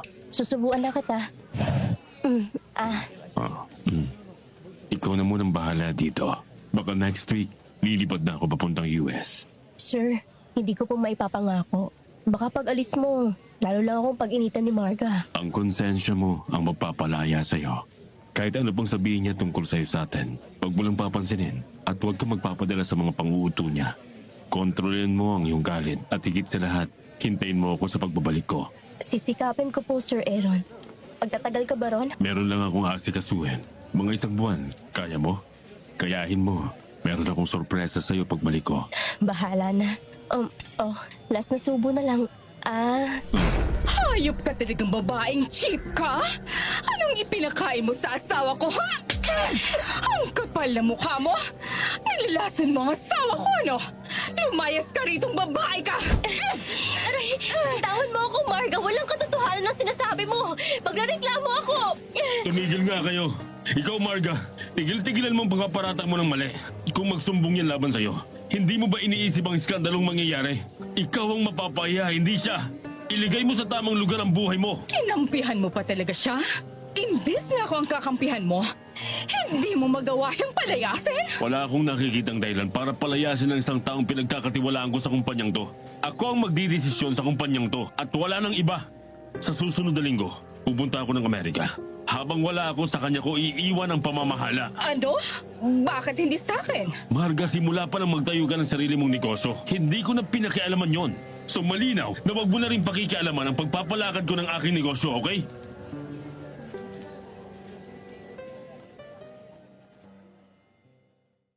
Walang nagawa si Marga kundi sundin ang gusto ni Aaron. Sa kabilang dako, mas gusto ni Marga na wala ang kanyang asawa dahil magagawa niya ang lahat ng gusto niyang gawin, maging mabuti man o masama. Habang wala si Aaron ay sa mansyon pinatira ni Marga si Melanie. Gusto ni Marga na makatiyak na hindi sila nakikita ni Aaron at kung talagang nasa Amerika nga ito. Doon ay marami siya nadiskubre. Nalaman niya rin na ang mga kaibigan pala ni Marga ay karamihan ay mga aswang. Pati pala si Manang ay nakukumbinsin na rin ni Marga na maging kapanalig nila. Sa mansyon, talagang pang-aapi ang pinaranas ni Marga sa kanya.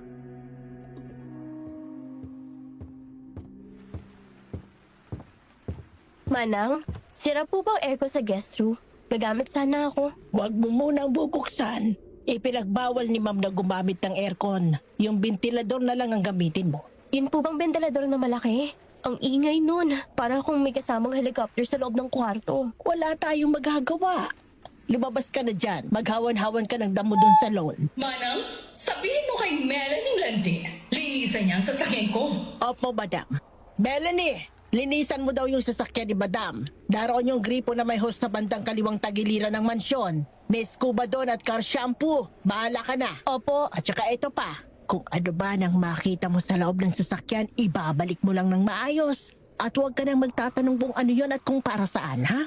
Huwag kang magkakamali para huwag kang mapagalitan ni madam. Opo. Kawawa naman si Melanie. Ang totoo, kasali siya sa papatayin ni Marka.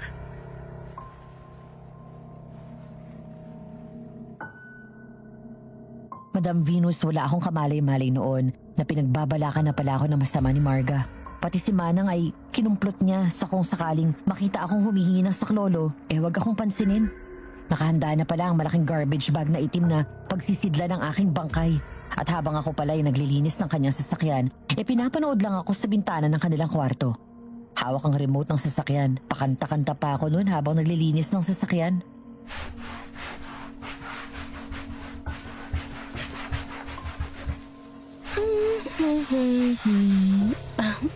Ayan, nalagyan ko na ng wax ang katawan ng sasakyan.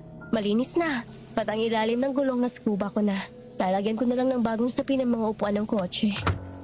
Hala, nalak ang pinto. Hindi ko mabuksan. Manang! Manang, tulungan mo ako!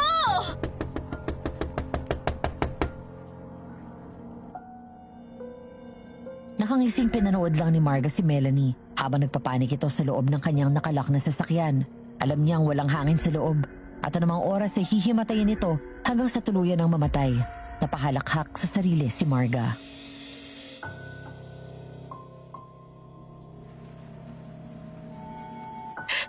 Plano nilang patayin ako, ha? Makakatulong itong basang-basahan. Itatakip ko ito sa bibig at ilong ko. Kahit paano, makakalanghap ako ng oxygen. Dahan-dahan akong agapang sa pinaka-backseat itong sakyan. Ayan, nakababa na ako dito sa likod. Bubuksan ko itong maliit na lock ng pintuan. Salamat. Nakalanghap ako ng hangin.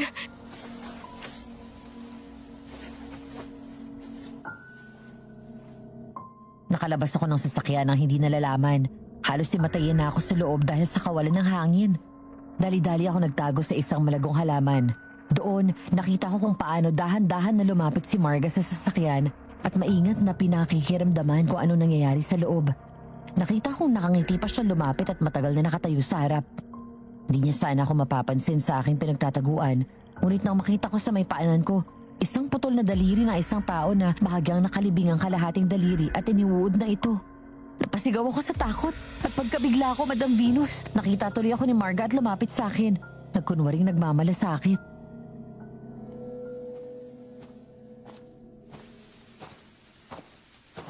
Melanie, anong ginagawa mo dyan? Halika, umalis ka dyan. Baka may langgam dyan at kagatin ka pa. Oh, kinagat ka na yata kaya ka napasigaw. Halika na. Pasensya na, madam. Malinis na po ang sasakyan niyo. Paano nakalabas sa kotse ang malditang to? Nasa akin ang control ng lock. May karunungan din ang babaeng to.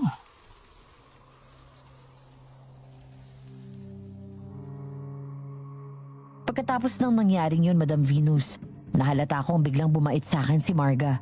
Ngunit hindi ako naging kampante. Nagpapakiramdaman kaming dalawa. Minsan, pumunta siya sa opisina. Pilit niyang hinihingi sa akin ng kombinasyon ng vault. Tumanggi sana ako ngunit pinagbantaan ako ni Marga. Naibigay ko ang kombinasyon para hindi pa siya makapaniwala na wala ring kalahati ang laman nito. Kinuha itong lahat ni Marga at umalis na. Samantala bago magsipag-uwian ng mga trabahador ng kumpanya, ay tinipon ito ni Melanie at nagbilin sa kanila.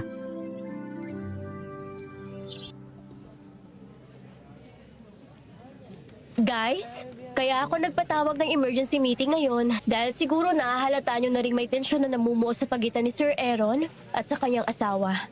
Natural, damay tayong lahat dito. Katulad kanina, pilit na pinabuksan sa akin ni Marga ang vault. Dinala niya ang lahat ng perang nasa loob. Paano kung doon pa nakatago ang ipasasahod ko sa inyo? Di ang mangyayari nga tayong lahat.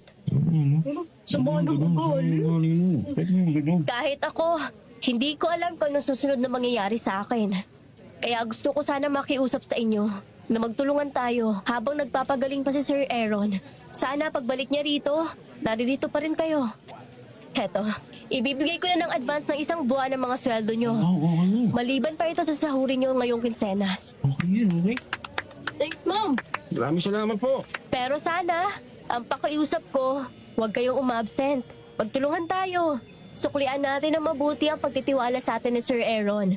At sana gumaling na siya. Okay ba sa inyong pakiusap ko? Okay po, Ma'am. Okay yun, okay. Maraming salamat. Bago kayo umuwi ngayon, ibibigay ko na ang cheque nyo.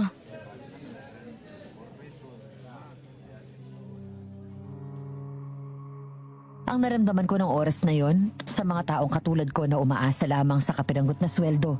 Pero pag nanawakan pa ng mga taong hindi kontento sa salapi, inihanda ko rin ang sarili ko sa kung ano man ang binabalak sa akin ni Marga. Pwede sana akong umalis at iwanan na ang trabaho ko. Pero pinipigil ako ng pakiusap ni Aaron na huwag ko siyang iwan. Sa ilalim ng aking damdamin, hindi ko maintindihan ang kanyang pakiusap. Minsan na akong nagtiwala sa kanya noon, kaya dapat ko lang nasuklian ang pagtitiwala niya sa akin ngayon. At dahil tinapos ko pa ang trabaho ko sa opisina at inabot pa ako ng traffic sa daan, ginabi na ako ng uwi sa mansyon. Pasado 8:00 ng gabi, napansin kong may mga bisita si Marga. 3 sasakyan ang nakita kong nakaparada sa loob ng lawn ng mansyon. Dahan-dahan kong pinark ang kotse ko nang hindi nila nalalaman. Hinanap ko kung nasaan ang mga bisita niya. Nagulat ako sa aking nasaksihan habang nakatago ako sa isang bush. Dahan-dahan akong lumapit sa chapel sa likod ng mansyon. Madilim ang paligid kaya alam kong walang makakakita sa akin.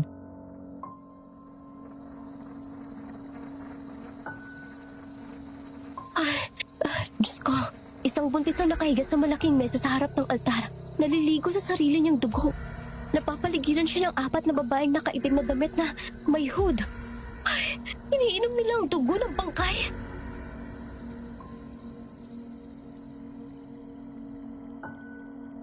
Halos simatayin ako, Madam Venus, sa aking susunod na nasaksihan. Sa pamamagitan ng surgical blade, hiniwa nila ang tiyan ng babae upang lumabas ang bata. Ibinukod ng lalagyan ng amniotic sac at ang pusod nito. Saka pinagsalu-saluhan nilang kainin ang hilaw na sanggol. Dahan-dahan akong napaatras at minabuti ko na lang na bumalik sa mansyon.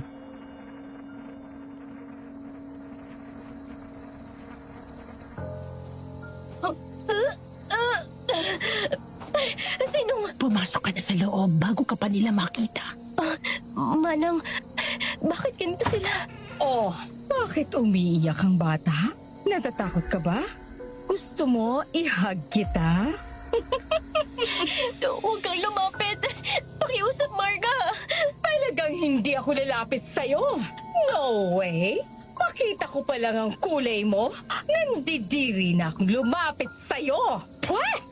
Anong kailangan niyo sa akin? Ang kooperasyon mo. Gusto kong iwanan mo na ang negosyo ng asawa ko. Babayaran kita. 2 milyon o 3 milyon. Sapat na siguro yon para umuwi ka na at ibigay mo na lang sa akin ang pamamahala sa negosyo. Tutal, hindi natin alam kung makakauwi pa ng buhay ang asawa ko. At kung mamamatay siya sa Amerika, ipapakremate ko na lang ang kanyang bangkay.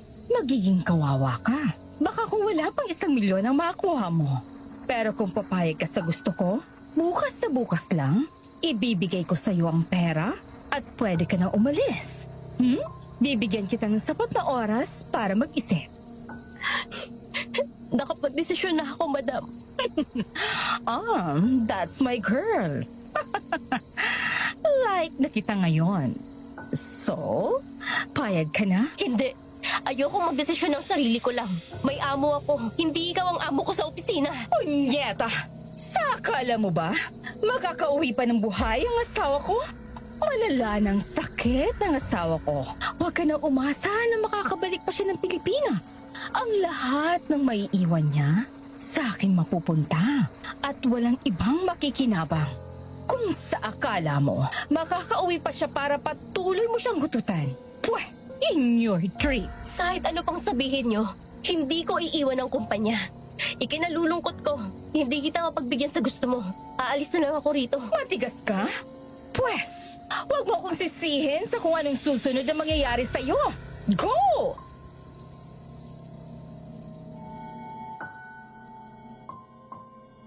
Akala ko pinalalayas na ako ni Marga. Pero kinabukasan, nagulat ako. Nakaempake na sana ako at sasakay na ng aking sasakyan. Nakahanda akong bumalik na lamang sa aking apartment.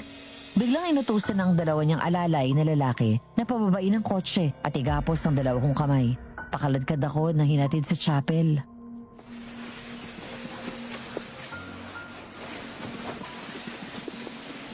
Sige, ikulong niyang malditan yan. Doon sa chapel, huwag bibigyan ng tubig at pagkain. Hayop ka, Marga! Sunugin ang kaluluwa mo sa impyerno! Mga walang mali na sagol, pinapatay mo! Tumahimik ka! Etong bagay sa'yo! Pagbabayaran mong lahat ng ginagawa mo! May Diyos sa langit na nakakita ng mga ginagawa mo! Ay! Huwag niyo akong iwan dito! Ay! Yan ang bago mong opisina!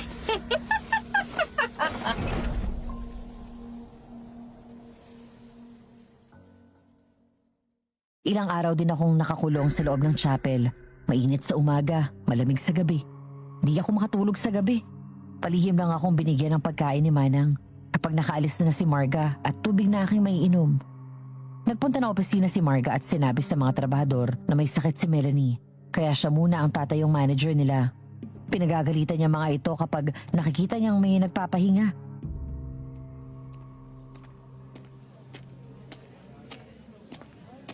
Hoy, ikaw, anong pangalan mo? Ang dumi-dumi mo na. Maligo ka nga muna. Ang sama na ng amoy mo. Ayoko makita ka.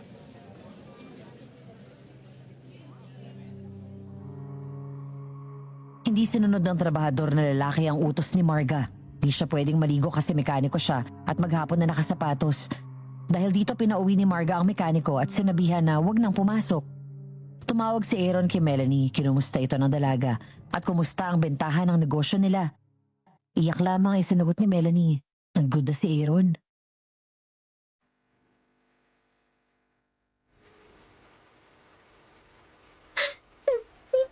Hello, Melanie. Sagutin mo ako. Ano bang nangyayari dyan? Bakit pa naiiyak na lang ang naririnig ko sa'yo? Hindi ko alam kung paano ko sasabihin sa inyo lahat. Sana gumaling ka na. Sana makabalik ka na ng Pilipinas. Okay. Pangako ko naman sa'yo. Isang buwan lang ako mawawala. Hindi ko sasabihin kung kailan. Basta darating na lang ako dyan. Huwag mong sasabihin kahit kanino. Kahit na asawa ko. Opo, ingat ka dyan. Panginoon ko, alam ko hindi ako karapat-dapat na magsambit lang ng inyong pangalan. Humihingi po ako ng tawad. Sana gumaling na si Aaron sa kanyang sakit. Sana po, matapos na ang problemang ito. Sana.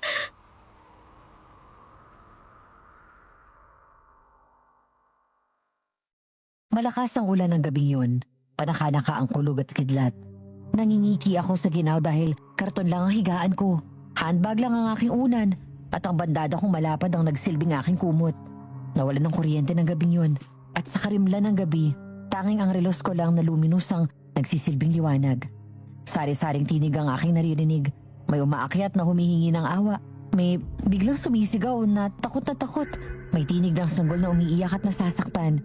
Tinakpan ko na lamang ang aking mga tenga upang hindi ko na maaring marinig ang kanilang mga daing. Sabay-sabay sa pagpikit ko ng aking mga mata, parang nakakita ako ng 3 anino na nakasuot ng gown na itim. Ang bawat isa ay may hawak na mahabang kutsilyo at papalapit sa akin. Ang sumunod na pangyayari ay wala na akong malay. Nagising ako kinabukasan nang bigla akong ginising ni Manang.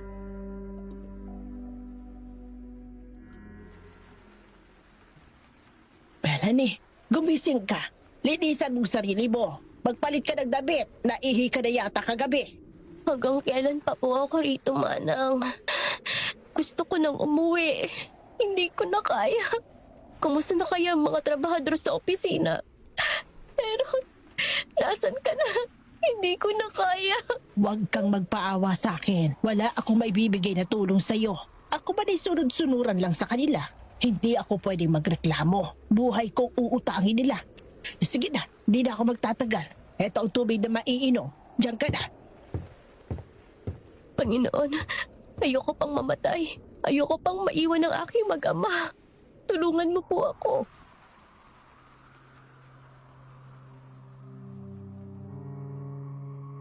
Dalawang araw nang hindi kumakain si Melanie, ngunit hindi nito pinapansin ni Marga. Isang araw habang abala si Marga sa pagbibilang ng kanyang pera, mismo sa sala ng mansyon ay biglang bumukas ang main door. Nagulat si Marga. Hindi niya inaasahan na biglang darating ang kanyang asawang si Aaron.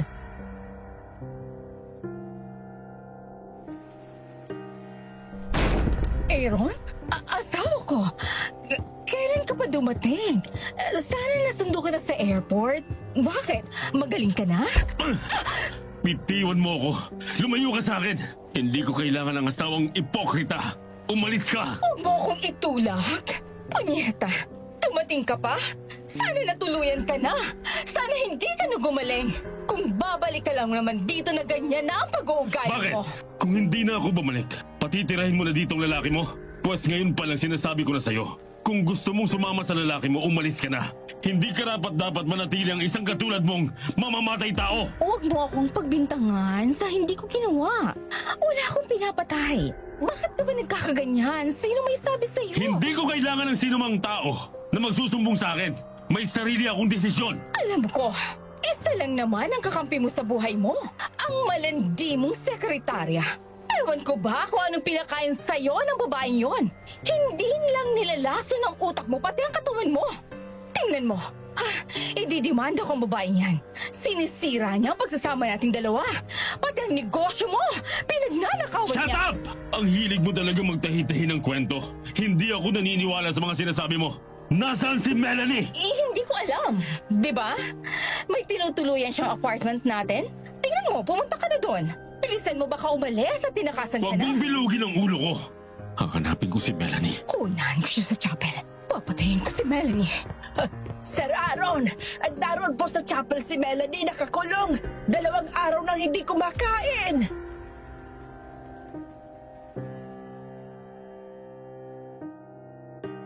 Agad na tumakbo si Aaron papunta sa chapel, ngunit naroon na pala nakaabang si Marga.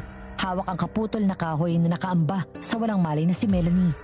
Handa na nitong ihataw sa ulo ng dalaga nang biglang sumabit ang kahoy sa isang nakausling bakal sa kisame. Nabitawan ni Marga ang kahoy at siya ang nahulugan. Agad na pinusasan ng 2 pulis na kasama ni Aaron si Marga at ipinakulong.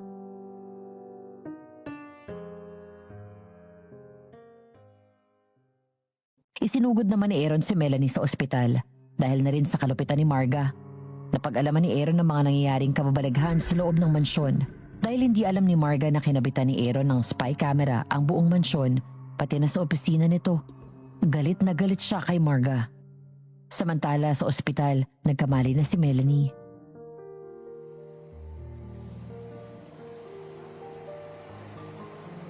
Aaron, magaling ka na.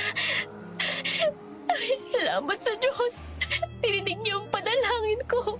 Oo. Salamat sa panalangin mo. Naalis na ang lasong sa katawan ko.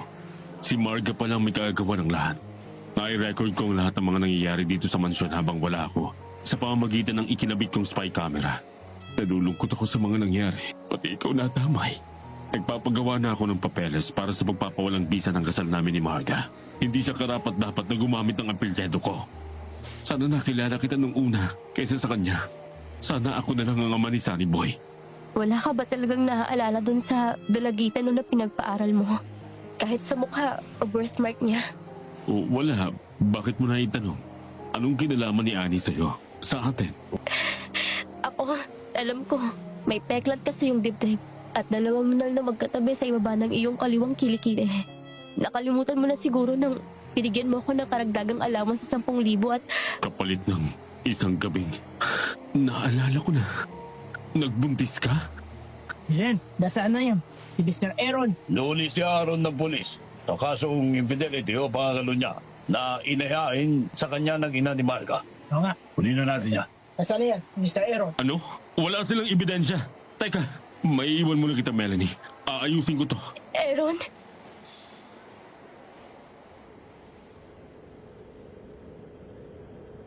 Ako po ang ama ni Melanie. Ako ang saksi sa mga pangyayari sa pagitan nilang dalawa.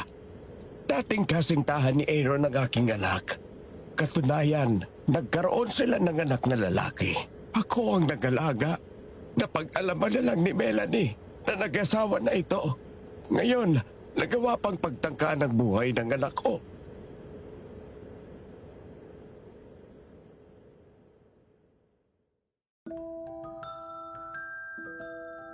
Nanalo sa kaso si Aaron, napawalang bisa ang kasal ni na Aaron at Marga. Samantala, patong-patong ang kasong isinampa kay Marga. Naridang mansyon at doon ay maraming nakitang mga ginagamit na gayuma sa botelyang walang laman, isang libritong may nakasulat na orasyon, mga nahukay na buto ng tao at mga dugo na nakalagay sa freezer at iba't iba pang mga misteryosong bagay. Nasentensya ni Marga ng pagkakabilanggo ng habang buhay dahil sa maraming pinadukot at pinapatay na mga buntis.